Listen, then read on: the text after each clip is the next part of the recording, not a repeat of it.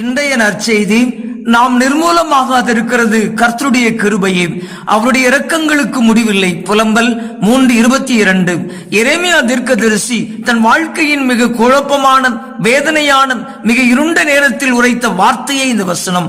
நகரம் சிதைந்தது, ஆலயம் எரிக்கப்பட்டது, மக்கள் சிறைப்பிடிக்கப்பட்டனர், நம்பிக்கை குலைந்து போயிற்று, எங்கும் இருள் சூழ்ந்த நேரம். அந்த நேரத்தில் எரேமியா இந்த ஆறுதலின் வார்த்தையை உரைக்கிறார். நாம் நிர்மூலமாகாதிருக்கிறது கர்த்தருடைய கிருபையே என்கிறார். நாம் இன்றைக்கு இருப்பது நம்மால் அல்ல, அவருடைய கிருபையே நம்மை தாங்குகிறது. நாம் இன்று உயிரோடு இருக்கிறோம், விசுவாசத்தோடு வாழ்கிறோம், இன்னும் தேவனை தேடுகிறோம் என்றால் அதுவும் கர்த்தருடைய கிருபையால் தான். நம்முடைய பலவீனங்களில் நம்மை நிற்க வைத்தது அவருடைய கிருபையே. நாம் தவறிய போது காப்பாற்றியது அவருடைய கிருபை. அவருடைய கிருபை இல்லை என்றால் நாம் இருக்க மாட்டோம். அவருடைய இரக்கங்களுக்கு முடிவில்லை. நீங்கள்